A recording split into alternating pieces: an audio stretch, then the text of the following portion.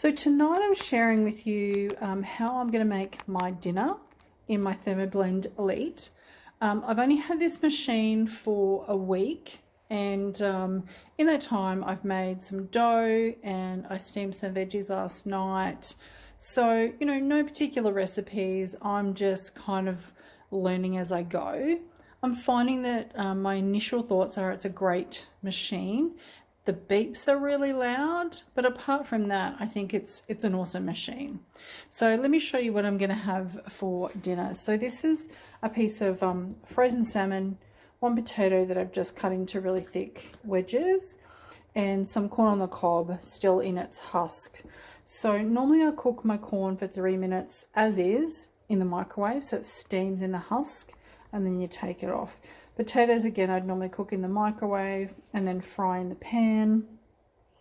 And salmon, again, would be fried in the pan. So I'm going to give it a go tonight. I'll probably still fry the potatoes, but I'm going to give it a go in my Thermoblend. So I'm going to steam everything together. So what I've done is I've placed some water, and look, there is no recipe, no measurements. It's just I'm winging this to see what works and what doesn't.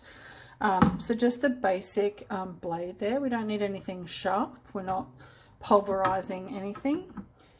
And just enough water that hopefully it won't run out of water when it steams everything, which I don't believe it will.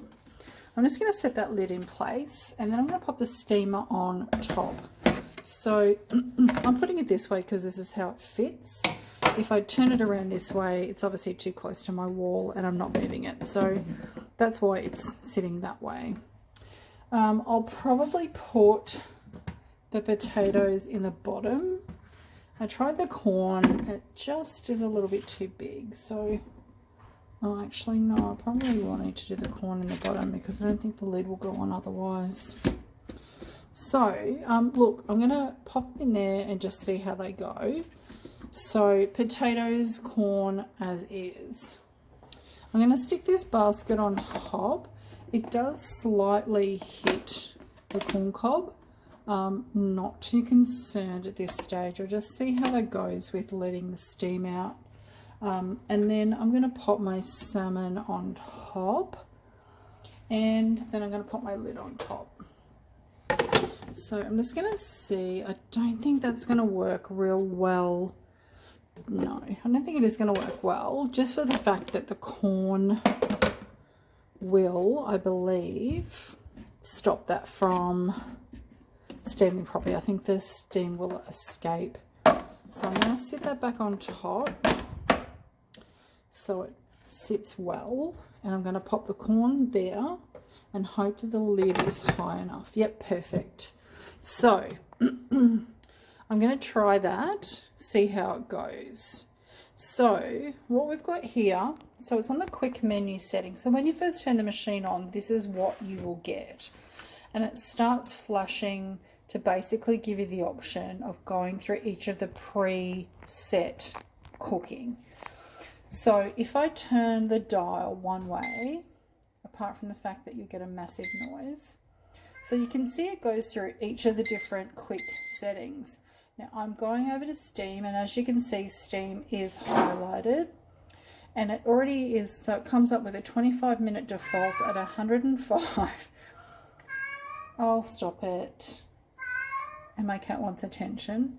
At whatever that speed is. I don't know what that means. So if I press start, it's going to do its thing now. So it's going to start heating that water up. And so when I looked in the book, it actually says that it'll do, I think, like a 10-minute cycle or a 15-minute cycle on 105. And then it will go down, I think, to 100 degrees for the remaining time. So yesterday I did broccoli, just a little bit of broccoli in the top, and I did leave it for the full 25 minutes. I didn't need to, but I just left it, and it was obviously cooked. It was fresh broccoli. It cooked really, really well. So I'm going to leave this now. I'm going to let it do its thing for 25 minutes, and we'll come back and I'll show you whether it worked out or whether it didn't. Because at the end of the day, this is trial and error for me. Like, I'm not looking up Thermomix recipes, and look, I have done, but in this instance, I'm really not that concerned. I just want to sit down, I want to have a glass of wine, I want to get off my feet. So for 25 minutes, I'm going to let this machine do its thing, and I'll come back and let you know whether it worked out perfectly or whether we need to change. So as you can hear, we're a few minutes in now, so we are counting down 16, just over 16 minutes, and you can see that it's definitely steaming up. You can hear it bubbling away. So yeah, we'll be back soon. We'll be back in 16 minutes and 17 seconds to see how it turns out. So I've decided to turn the machine off with 2 minutes 20 seconds to go, and I've already turned the salmon over before. Whoops, I don't really have enough room to take that off. I turned it over, and I'm thinking that, oh no, it feels pretty good actually. So that actually looks perfect to me. So you may not be able to see it with this light. Actually, I will just turn this light on.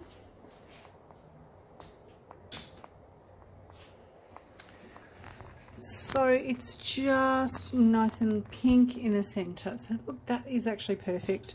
Corn, I would say that that's way done. And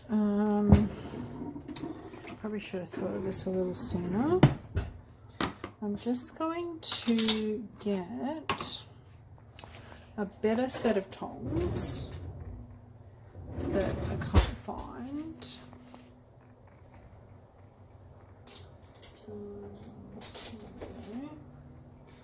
So I'm just going to take this out. Now, so remember that this was frozen when it went in, and that's what we've got now. So look, really tender. To me, that's actually perfectly cooked. It's just slightly pink in the center. I would probably crisp that up, but I'm not going to worry about it now. Corn, which whoops, I'm actually going to we'll do that in the sink, and then just going to have a look at the potatoes, and just going to get a knife. Okay, so they are still firm, so they're not cooked. Some of them are. So they're not really cooked to the degree that I would want. But as mentioned, I have finished it 2 minutes 20 sooner than what they recommended. So maybe if you left it that full time, the potatoes might cook. But for me, everything else is perfect. So I'm actually going to pop these in the pan anyway and sear them off. So that'll finish the cooking for me. So all in all, I would say that using the steam function in this instance was perfect. Again, if you want crispy skin on your fish, just chuck it in the pan. The corn's going to be fine. I mean, it takes 3 minutes to steam in the microwave. Just the potatoes needed a little bit longer. And again, I think if I left it the full time of 25 minutes, then that would have been perfect. So I hope you have enjoyed this. And I will make some more videos if you're finding this entertaining. And I will see you next time. Make something delicious for dinner.